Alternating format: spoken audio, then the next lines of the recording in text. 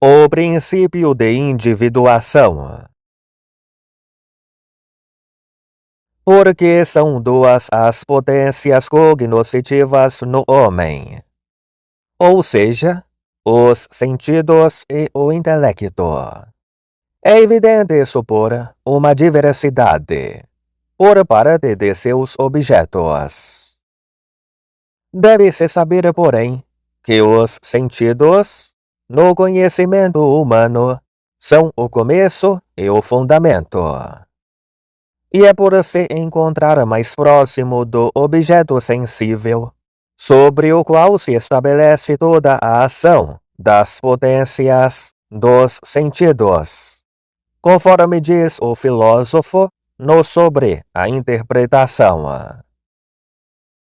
Donde por causa da manifesta paixão dos sentidos, originada como de algo próximo dos sentidos, Aristóteles disse que as paixões dos intelectos são similitudes das coisas, enquanto que sobre as paixões dos sentidos, nenhuma menção fez aí. Não obstante, isso ocorre principalmente porque as paixões intelectivas, das quais pretendeu tratar, são causas mais imediatas de conceitos do que as paixões dos sentidos. Porém, é certo que os acidentes mesmos, sejam comuns ou próprios, são sensíveis ou objetos dos sentidos, como está dito no segundo livro do Sobre a Alma. Daí que sobre o objeto próprio de uma potência, a outra não se dirige, senão por acidente. Assim como o olho vê a coisa doce enquanto ela é branca ou negra. E é impossível que o intelecto se dirija àqueles acidentes, senão por acidente. Ou seja, enquanto considera os próprios fantasmas que provêm da parte dos próprios acidentes sensíveis. Mas isto ao modo de uma certa reflexão. Porém, a reflexão é dupla. Uma pela origem da potência e a outra a partir do objeto. De fato, qualquer potência se direciona primeiramente para o seu próprio objeto, e cabe a este determinar o ato da própria potência, donde o ato da potência não vai além do que está sob a forma ulterior do próprio objeto principal. Já que de outra maneira, aquele não seria seu objeto próprio. Pois o objeto próprio é aquele por meio de cuja informação a potência exerce o seu ato. Assim como se tem a cor pela visão e o som pela audição. Além disso, a quididade da coisa sensível é objeto próprio do intelecto, como está dito no terceiro livro do Sobre a Alma. Por isso, para onde quer que a alma se direcione, este objeto é para ela razão de agir. Por isso, ela pode ou considerar-se a si mesma, através de seu ato e de sua potência, ou considerar o objeto em sua própria origem, ou seja, na consideração dos fantasmas existentes nas espécies sensíveis. Por isso, estes são os seus dois modos de reflexão. Por um modo de reflexão, ela se conhece a si mesma e as coisas que provêm de sua parte. E por outro, as coisas que provêm da parte de seu objeto. Contudo, em ambos os modos, o seu conhecimento termina efetivamente na consideração de algo singular. Quando, pois, a sua atenção está fixada na consideração de seu objeto próprio, ela apreende dele o conceito universal, que somente é determinado como objeto próprio nestas coisas inferiores pelo intelecto. Visto que todas as coisas singulares são para nós materiais, pois a matéria estorva o intelecto, mas não verdadeiramente o singular. Na verdade, a matéria não é conhecida senão por analogia com a forma, como está dito no primeiro livro da Física. Porém, se existisse para nós um objeto singular, insensível e imaterial, o que seria, todavia, impossível, ele seria conhecido essencialmente, sem nenhuma abstração, porque não seria a singularidade, mas a materialidade que impediria a abstração do intelecto. Quando, pois, o intelecto considera o seu objeto em sua própria natureza, ou seja, em sua condição sensível, se reflete sobre o objeto a aplicação de algumas outras potências cognoscitivas.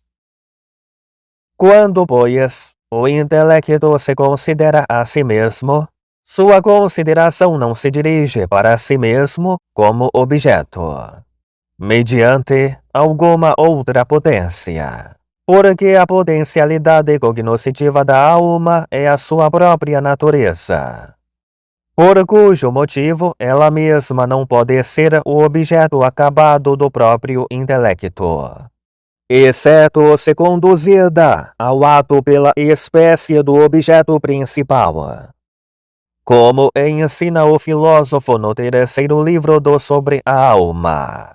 Posto que a alma se conhece a si mesma, do mesmo modo que conhece as outras coisas. Mas as outras coisas, ela as conhece pela espécie.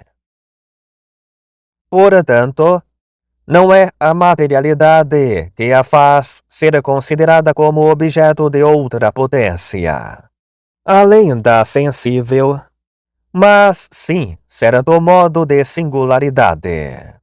Embora essa potência intelectiva não seja de alguma natureza perfeita na espécie, já que o ser da alma é determinado pela receptibilidade de sua natureza, cuja potencialidade é maior do que a potencialidade dos anjos, porque a alma se distancia mais de Deus, segundo o grau de natureza, que o anjo. Na verdade, Deus é ato puro, e quanto menos algo se aproxima dele, tanto mais potencialidade e menos atualidade tem. Pois não só a matéria, mas também qualquer potencialidade passiva tem menos da natureza do objeto do intelecto. Porque, como diz o filósofo no nono livro da Metafísica, cada coisa é conhecida na medida em que é ente em ato. Por conseguinte, a alma tem um duplo modo de conhecimento na consideração dos objetos. Um em si, enquanto se considera separada. Então, pois, ela é cognoscível segundo o modo de seu ser, porque é ato que aperfeiçoa sua potencialidade. Na verdade, não existem na alma dois atos, ou seja, sua essência, que é a sua potencialidade, e seu ser. Mas o seu ser é a sua atualidade, por cuja razão a própria essência da alma é o ato do corpo. Com efeito, toda forma participa do ato, que é o primeiro pela essência, mas isso analogamente. Não obstante, É impossível que alguma unidade participe simultaneamente de dois atos de mesma ordem. Assim como é impossível que duas formas substanciais participem simultaneamente da mesma matéria. O outro modo de conhecimento ela o tem de si, enquanto foi destinada a conhecer pelos sentidos. Daí não ser cognoscível no estado em que se toma algo pelo sentido, exceto pela espécie da coisa sensível. E por isso, todo o seu conhecimento sobre si mesma é propriamente reflexo. Agora, portanto, resta demonstrar como se distinguem reciprocamente o conhecimento do sentido e o conhecimento do intelecto. Na verdade, está claro que o intelecto começa onde o sentido termina. Porém, os sentidos exteriores têm como seus objetos essenciais os acidentes sensíveis, isto é, comuns e próprios. A quantidade da coisa particular no particular não é apreendida pelos sentidos exteriores como o seu objeto essencial, porque essa quantidade é da substância e não dos acidentes. Nem mesmo pertence ao intelecto como o seu objeto essencial, por causa de sua materialidade. Por isso, a quantidade da coisa particular, em sua própria particularidade, é objeto de uma natureza particular, e a sua consideração pertence a quem compete trazer informações das coisas particulares, condição que nos animais pertence à estimativa. Esta potência, por causa de sua conjunção com o intelecto, está na própria razão que formula os universais e comunica a propriedade recebida. Mas, por ser parte sensitiva, ela não abstrai completamente a matéria. Por conseguinte, o seu objeto próprio continua sendo a quantidade da coisa material. Isso, contudo, não significa que aquela potência apreenda a matéria em si, já que a mesma não pode ser conhecida senão por analogia à forma. Mas, assim como compete a esta potência estimativa a consideração da contribuição da matéria com relação à forma, através da consideração da própria matéria individuada, caberá à potência superior, do mesmo modo, considerar a matéria segundo a sua natureza comum com relação à forma da espécie. Por estas coisas é fácil ver de que maneira a matéria é princípio de individuação. E isto, na verdade, pretendemos demonstrar. Por conseguinte, deve-se saber que o indivíduo para nós consiste em duas coisas. Na verdade, o próprio indivíduo, entre as coisas sensíveis, é o último no gênero da substância, que de nenhuma outra coisa se predica. Em suma, o indivíduo é substância primeira e primeiro fundamento de todos os outros, conforme diz o filósofo nas categorias. Na verdade, a natureza da forma material, não podendo ela mesma ser este algo completo na espécie, em cujo estado o ser é incomunicável, ela somente é comunicável quanto à sua natureza. E somente é incomunicável pela natureza do suposto, que é algo completo na espécie. Mas, de qualquer maneira, não convém a forma, como foi dito, ser algo completo na espécie. Por isso, a matéria, enquanto é considerada segundo a sua natureza, ela é comunicável, como foi dito. Com efeito, a sua comunicação se realiza, como foi dito, na medida em que a sua natureza é recebida em outra. Por isso, na medida em que se refere à sua natureza, ela, a matéria, é comunicável e pode ser recebida em muitos. E é recebida conforme a sua natureza, sendo a mesma natureza da espécie recebida em todos os seus indivíduos. Entretanto, como foi dito, porque a forma material não tem o ser por si mesma, sem o suposto, já que o ser diz-se somente do suposto, e porque o suposto é o que é incomunicável, tal como foi dito. Por isso, a forma material mesma se diversifica na medida em que é recebida em muitos seres incomunicáveis, permanecendo a mesma por natureza nos muitos seres em que ela é comunicada. Porém, a sua recepção é na matéria, porque ela mesma é forma material.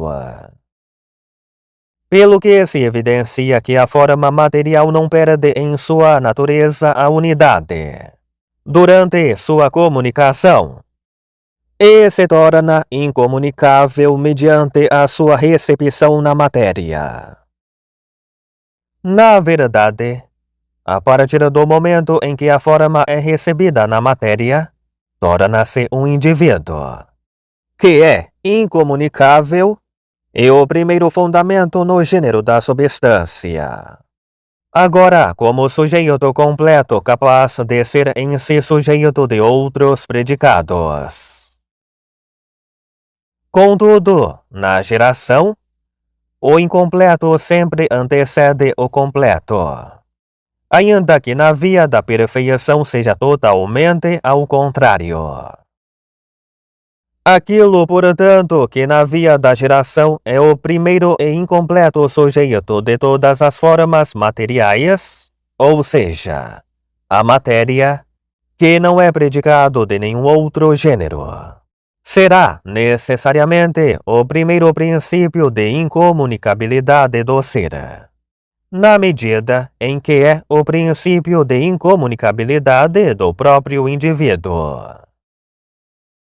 A outra consideração de indivíduo, para nós, é aquela a que se refere, e em que se salva, a natureza do indivíduo, ou seja, a sua determinação por certas partículas de tempo e de lugar, porque lhe é próprio o existir aqui e agora.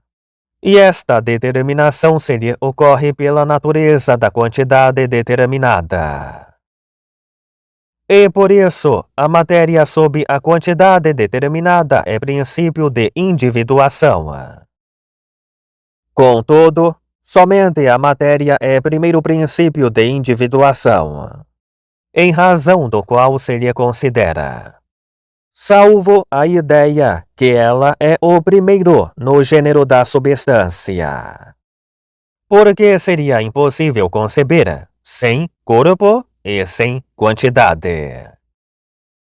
E por isso se diz que a quantidade determinada é princípio de individuação, e não que a quantidade, por algum modo, cause o seu sujeito, que é a substância primeira. Mas a quantidade acompanha-a de modo inseparável e a determina a existir aqui e agora. Portanto, aquilo que é de natureza do particular é individual pela natureza da matéria. Porém, o que é do sentido exterior é sensível pela quantidade. Mas pode ser que a matéria desse objeto seja comum à sua natureza. E o mesmo se aplica à forma, já que pode existir uma forma sob diversos seres. Disso decorre que a comunicabilidade da forma pode impedir que a mesma seja o primeiro princípio de individuação. Porém, deve-se saber que é impossível que a forma se una à matéria sem que a mesma seja particular e seguida de quantidade determinada. E pela união, a forma não se comunicará ulteriormente à matéria de outra forma, porque essa quantidade determinada não poderá ser encontrada, segundo a mesma determinação em outra forma. E por isso, a matéria não é comunicável segundo a mesma determinação, tal como a forma o é, como foi dito. Na verdade, a natureza da matéria que se encontra realizada sob alguma forma será distinta da que se encontra realizada sob uma outra forma, porque se certifica a sua natureza pela determinação da quantidade, que é requerida segundo diversas proporções e dimensões para a determinação de cada uma das diversas formas. Não obstante, a essência da matéria não se faz diversa por encontrar-se realizada sob diversas formas, como a sua natureza. Na verdade, a natureza da matéria não é uma e comum a muitos como o é a sua essência. Com efeito, a natureza da forma é uma sob diversas matérias, embora, segundo o ser, seja diversa. Por conseguinte, a comunicabilidade considerada segundo a essência somente do que é da própria matéria, e não segundo a mesma natureza, não impede que a matéria seja o primeiro princípio de individuação. Porém, deve ser notado que os acidentes não são individuados pela matéria primeira, mas são individuados pelo próprio sujeito que é ente em ato, como são individuadas as formas substanciais pela matéria primeira, que é o sujeito delas. E isto, sobre o princípio de individuação, é suficiente para o presente.